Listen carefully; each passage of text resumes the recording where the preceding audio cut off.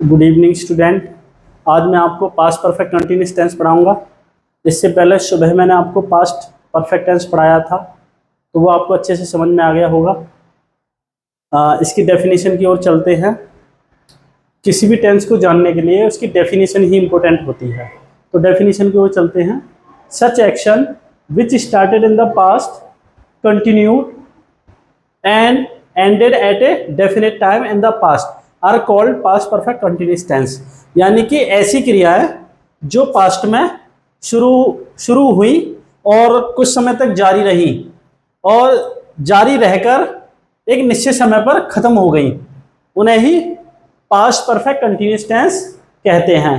यानी कि जैसे कि सुबह में पढ़ा रहा था, मैं सुबह 1 घंटे से पढ़ा रहा था, यानी कि सुबह मैंने पढ़ाना शुरू किया, मैं 1 घंटे तक पढ़ाता रहा, फिर वो पढ़ाकर मैंने वो क्रिया वहाँ ख़त्म कर दी, तो यही हमारा पास्ट परफेक्ट कंटिन्यूस टेंस हो जाता है। यानी कि पास्ट में कोई क्रिया हमने शुरू की, फिर हम उसको कुछ समय तक करते रहे और कुछ समय तक करने के बाद वो क्रिया वहीं ख़त्म हो गई, तो उसी को ही पास्ट परफेक्ट कंटिन्यूस टेंस कहते हैं। डेफिनेशन नंबर 2, जिन हिंदी वाक्यों की क्रिया के अंत में रहाता, रहीती, रहते तथा समय भी रहता है। यानी कि पास्ट कंटिन्यूस में रहाता, रहीती रहता है, लेकिन पास्ट परफेक्ट कंटिन्यूस टेंस में रहा, रही, रही के साथ, रहाता, रहीती के साथ समय भी दिया होता है। क्या होता है? समय भी दिया होता है। ठीक, उन्हीं को क्या कहते हैं हम?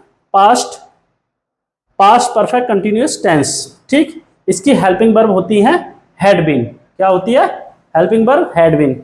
रूल है इसका, पहले आएगा हमारा सब्जेक्ट, फिर helping verb had been plus verb की आईएनजी क्योंकि कंटिन्यूस लगा हुआ है, प्लस ऑब्जेक्ट और since for plus time. Since और फॉर में से मैंने आपको पहले भी बताया था, जब मैंने आपको प्रेजेंट परफेक्ट कंटिन्यूस टेंस पढ़ाया था, कि सिंस एक डेफिनिट टाइम के लिए लगता है, जो मैंने शब्द लिखाए थे, और फॉर इंडेफिनिट अनिश्चित समय के लिए लगता है। ये मैंने आपको पहले भी पढ़ा दिया है। अगर आपको नहीं पता तो आप यहाँ प्रेजेंट परफेक्ट कंटिन्यूस टेंस में जाके देख सकते हैं। ठीक,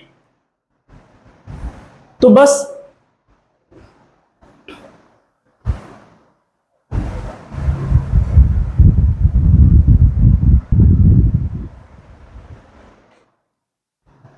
तो ये कुछ एग्जाम्पल हैं इसके, और रूल मैंने फिर से यहाँ ऊपर लिख दिया है ताकि आपको सेंटेंस समझ में आ जाए। ठीक है, मैं सुबह से पढ़ा रहा था, मैं सुबह से पढ़ा रहा था, यानी कि सुबह में वो क्रिया शुरू हुई थी, सुबह में कुछ समय तक पढ़ाया, फिर वहीं खत्म हो गई। I had been teaching since morning.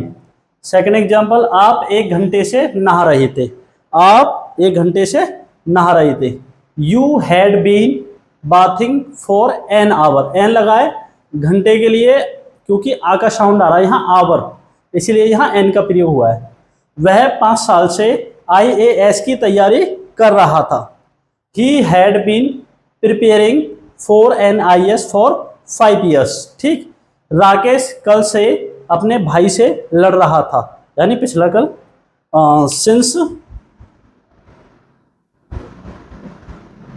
Since yesterday. तो Rakesh had been fighting with his brother since yesterday. अब रूल के अनुसार देख लेना, सब्जेक्ट ये हो गया हैड बीन, वर्ब की आईएनजी फॉर्म प्लस ऑब्जेक्ट इसमें है नहीं इसलिए हमने ऑब्जेक्ट लगाया नहीं, सिंस आ गया, फिर टाइम आ गया। ठीक, तो इस टेंस में, पास्ट कंटिन्यूस टेंस में और पास्ट परफेक्ट कंटिन्यूस में, you know what is the difference? Only the timing. इन वाले सेंटेंस में सिर्फ टाइम आ जाता है। क्या आ जाता है? टाइम आने पर हमें यह पास्ट परफेक्ट कंटिन्यूस बन जाता है। ठीक,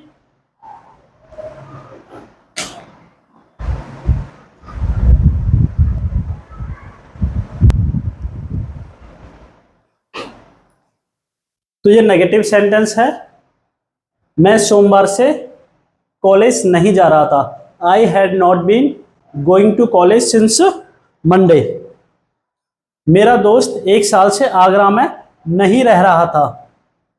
तो कैसे बनेगा? My friend had not been, तो नॉट की जगह हैड और बीन के बीच में आएगी। ठीक, my friend had not been living in Agra for 1 year. तुम सालों से सरकारी नौकरी की तैयारी नहीं कर रहे थे। You had not been preparing for government jobs for years. तो निश्चित, ये अनिश्चित समय है, ये मंडे हो गया, ये निश्चित हो गया।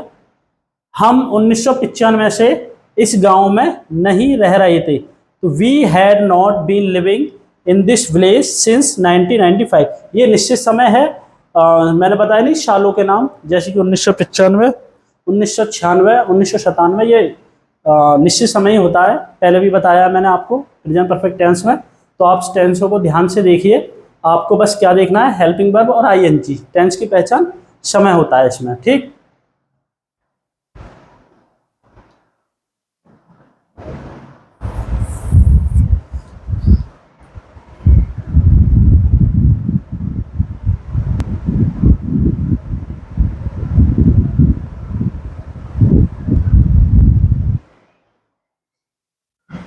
इंटेरोगेटिव सेंटेंस, प्रश्नवाचक वाक्य। सिंगल इंटरोगेटिव, क्या आप 2 साल से यह काम कर रहे थे? Had you been doing this work for 2 years, ठीक। सिंगल इंटरोगेटिव में हेल्पिंग वर्ब शुरू में, क्वेश्चन मार्क। क्या वह आदमी 10 साल से गायब था? देखो इस वाले टेंस में रहा था, रही थी, रही थे नहीं है, फिर भी ये सेंटेंस क्या है, पास्ट परफेक्ट कंटिन्यूस है। मैं आप रहा था, रही थी, ताता दी थी, इसके माध्यम से सेंटेंस में देखो, आप प्रैक्टिकल बेसिस देखो कि समय के अनुसार, जैसे कि मैंने प्रेजेंट इंडेफिनिट के बारे में बताया, डेली होता है, कंटिन्यूस के बारे में बताया, अभी हो रहा है। तो ऐसे ही ये टेंस बताया मैंने जो पास्ट में लंबे समय से चल रहा था और पास्ट में ही खत्म हो गया। तो क्या वह आदमी 10 साल से गायब था, यानी कोई आदमी 10 साल पहले गायब हुआ, फिर वो गायब रहा, 10 साल बाद मिला, ठीक। तो 10 साल से गायब चल रहा था, यानी कि वो क्रिया पास्ट में शुरू हुई गायब होने की, और 10 साल तक गायब रहा, फिर वो मिल जाता है, तो 10 साल से गायब था। क्या वह आदमी 10 साल से गायब था?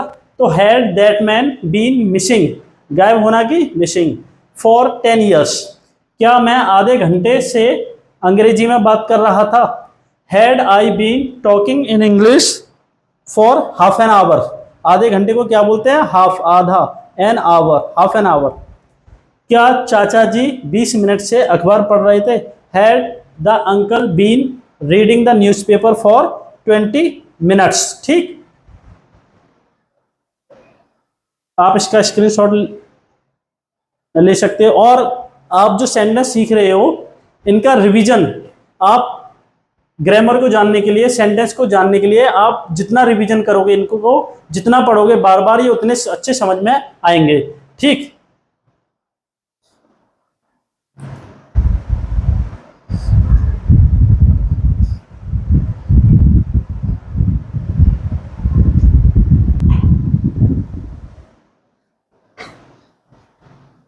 तो ये डबल इंट्रोगेटिव सेंटेंस के कुछ एग्जांपल लिख दिए मैंने।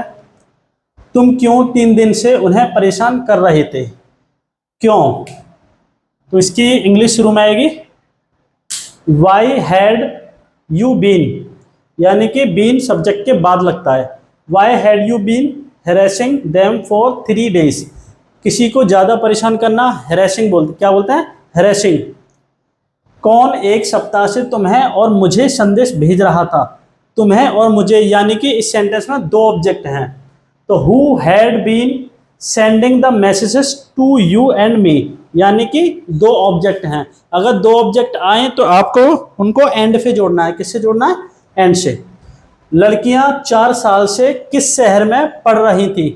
तो आपको मैं 4 शब्द ऐसे बताता हूं जिनके साथ नाउन भी जुड़ा रहता है। एक तो कौन सा, कौन सी, ठीक है, कितना, कितनी, कितना, कितनी, और किसका, किसकी, हुज। हुज हो गया, हाउ मैनी, हाउ मच, और ये विच, यानी कि विच, हुज, हाउ मैनी और हाउ मच। ये 4 शब्द होते हैं जिनके बाद संग नाउन को प्रयोग करते हैं। जैसे कि किस शहर में, तो इन विच सिटी, यानी कि किस शहर, विच के साथ शहर भी आ गया। In which city had the girls been studying for 4, ये फॉर है, ये 4 है, क्या है? स्टडिंग फॉर 4 years, ठीक, ये फॉर, ये 4। तुम 1 महीने से कितने बच्चों को डांस नहीं सिखा रहे थे? तो हाउ मैनी चिल्ड्रन, जैसे कि इसमें भी आ गया, कितना, कितनी मैंने बताया, इनके साथ नाउन भी जुड़ा रहता है। How many children had you been not, मैंने नॉट का एग्जाम्पल लिया है, बीन से पहले गया। How many children had you not been teaching dance for 1 month।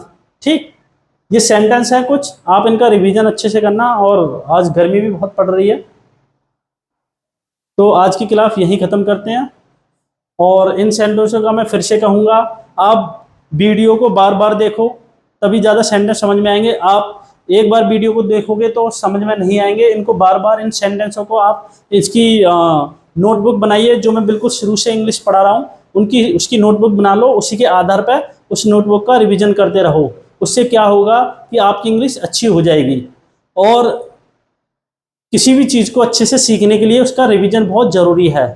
2 बार पढ़ो, 3 बार, 4 बार, जितना हो सके उतनी बार पढ़ो, वो ज़्यादा बेटर होता है।